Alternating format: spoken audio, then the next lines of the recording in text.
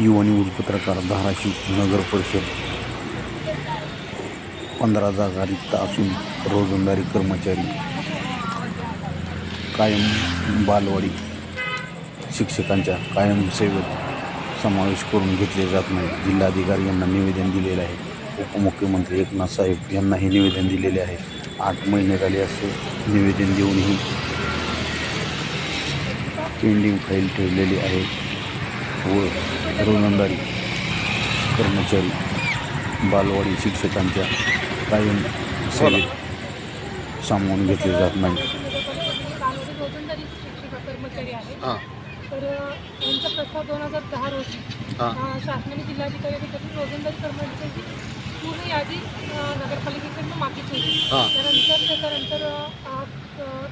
2010 मध्ये ही यादी आस्थापनेच्या विभागाकडून पुन्हा आली होती. मुख्याधिकारी यांची मागणी केली होती. त्याच्यानंतर 2022ला या महिलांनी 2022च्या महिला पाठपुरावा करत असताना 2022मध्ये ह्या 14 कर्मचाऱ्यांची प्रस्ताव नवी मुंबईला गेला असताना सुद्धा त्याच्यात आजपर्यंत कुठलीही कारवाई केली नाही. आणि 2005च्या आकृतीबंधाप्रमाणे बालवाडी शिक्षकांचे परिणाम मंजूर आहे. त्याचप्रमाणे काल आपल्या धाराशिव नगरपालिकेमध्ये 6 बालवाडी शिक्षक कायमस्वरूपी करून घेण्यात आलेले आहेत. आणि बालवाडी सेविका यांच्यासोबतच बालवाडी सेविका सुद्धा होत्या. तर बालवाडी सेविकांचा सुद्धा समावेश त्यांनी अस्थायी म्हणून करून घेतले. मग ह्या बालवाडी शिक्षकाचा सुद्धा पदनाम अस्थायी म्हणून का करून घेत नाही? एकाला एक आणि एकाला एक वागणूक असं कशासाठी? हे सगळं आज महिलांची तारंबळी उठलेली आहे. मग ती नगरपालिका प्रशासनामध्ये तर आमचा प्रस्ताव आज आवर सचिवकडे गेलेला आहे. त्यावर आता नगरपालिकेनं पुन्हा एकदा नवीन प्रस्ताव करावा आणि व्यवस्थित मागणी देऊन आमच्या DM ऑफिसचं ते थांबलेलं आहे त्याच्यावर कारवाई करून या सगळ्या महिलांनी समावेश केलं. हे असं पूर्ण डिटेल दिले ना जिल्हाधिकारी साहेबांना? हो. मुख्यमंत्री साहेबांना दिले का? मुख्यमंत्री साहेबांना सुद्धा दिलेलं आहे. मेल सुद्धा मुख्यमंत्री साहेबांना आमचं निवेदन दिलेलं आहे. मुख्यमंत्री साहेबांना काय आश्वासन देणार? आश्वासन सांगा तुम्ही तुमची तक्रार.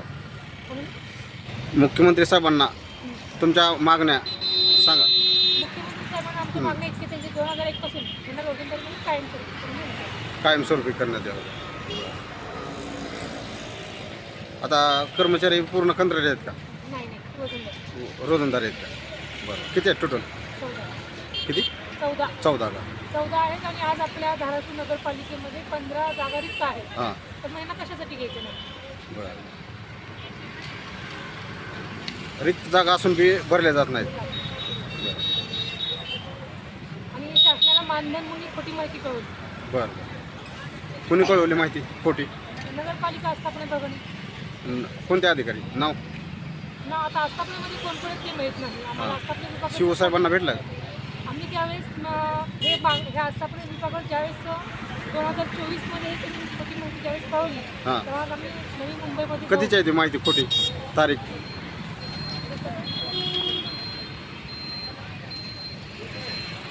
मानधनचे प्रस्ताव काढला.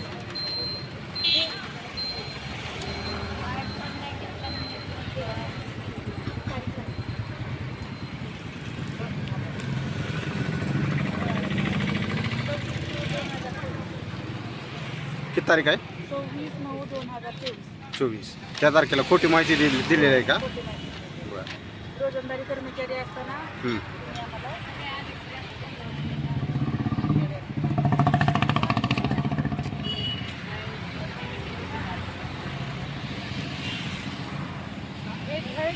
खोटी माहिती दिली.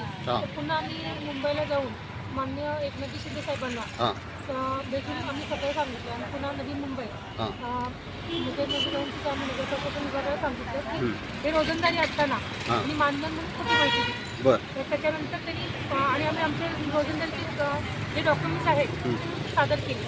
आणि त्याच्यानंतर त्यांनी पुन्हा एक डबल प्रस्ताव तयार करून पाठवला. काय म्हणले मग एकनाथ शिंदे साहेब? आता आमची फाईल DM ऑफिसला आहे.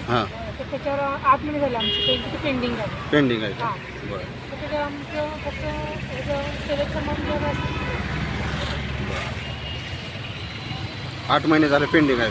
अजून विषय नाही हातात. आमच्या मागण्या रास्त आहेत. आणि मागण्या त्यामुळे आम्हाला लवकर टोटल किती मागण्या आहे तुमच्या? मागण्या सेवेत सामावून घेणे इतकीच मागणी. बरं बरं 2021 सेवेत सामावून घेणे. सेवेत सामावून गेले चालेल.